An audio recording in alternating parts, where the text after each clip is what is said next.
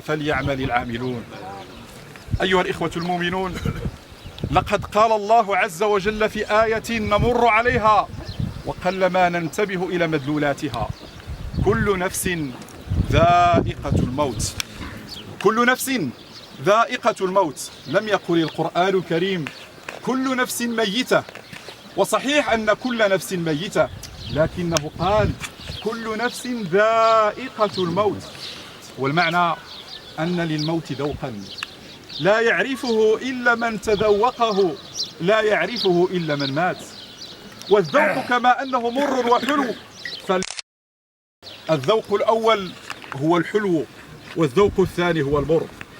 فأما المؤمن الذي آمن بربه واستنى بسنة نبيه الكريم وكان مستقيما على هديه القويم، لا شك أن الموت يكون في حقه حلوا. ولذلك ورد في الأثر عندما يحمل العبد الميت على أكتاف العباد: أدنوني قربوني قربوني. وأما الذوق الثاني فهو المر، وما أدراك ما المرارة. إنه الذي فرط في حق الله، إنه الذي لم يستجب لأمر الله تبارك وتعالى. ولذلك ورد في الأثر عندما يذهب به إلى قبره: إلى أين أنتم بذاهبون؟ لأن أبصارنا يومئذ تصبح حديدة فبصرك اليوم حديد. والمعنى أننا نرى الحقائق كما هي، ليس كما هي أمور الدنيا تحجب عنا الأمور، وليس كما هي أمور الدنيا لا نعرف الحقائق كما هي. إنها تلك اللحظة التي ينبغي أن نتأملها وأن نعمل لها أيها الإخوة الكرام.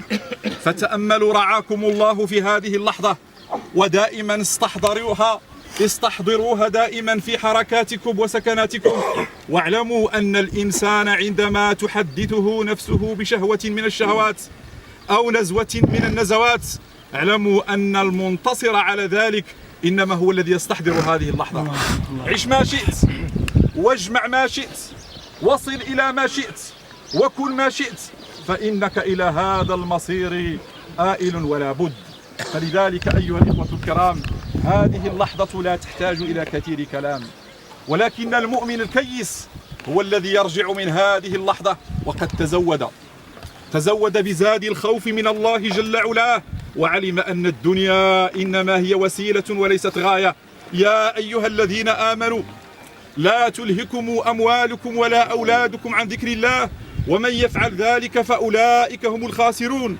وأنفقوا مما رزقناكم من قبل أن يأتي أحدكم الموت فيقول رب لولا أخرتني إلى أجل قريب فأصدق وأكون من الصالحين. ذلك اليوم الذي يشفع فيه القرآن الكريم، وكان يحب النبي الكريم، فشفع فينا سيدنا محمدا يا رب العالمين. اللهم إنا نسألك أن تجعله من أهل الفردوس، وأن تجعله إن شاء الله تعالى من ورثة الفردوس، وأن تجعله من الذين يتفيئون ظلال الجنات.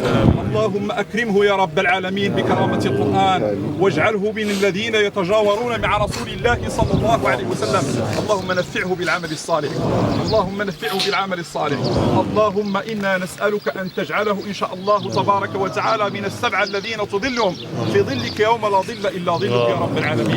منه يا أنت أهله يا رب العالمين. اللهم بارك له في أسرته وعائلته، اللهم بارك له في أبنائه وبناته، اللهم أجري في أبنائه وبناته رضاه يا أرحم الراحمين، وسددهم يا رب العالمين بالقرآن الكريم وبسنة النبي الكريم. اللهم اجمع كلمتهم على التقى والإسلام، اللهم احفظهم من الشرور والآثام، اللهم بارك فيهم جميعا وارزقهم الصبر والسلوان، واجمع كلمتهم موحدة يا رب العالمين على الإسلام يا رب العالمين، على التوحيد يا رب العالمين.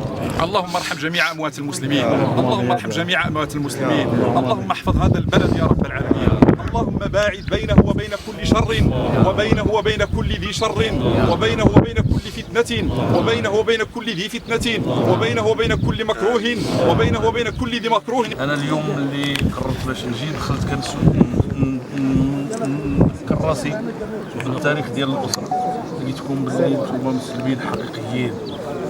تبارك الله عليكم، والله يوليه برحمة الله ورحم الآباء ديالكم والأجداد ديالكم اللي كانوا مجاهدين ودافعوا على هذه البلاد ودافعوا على هذا الدين وكانوا كيحبوا الله والرسول والقرآن.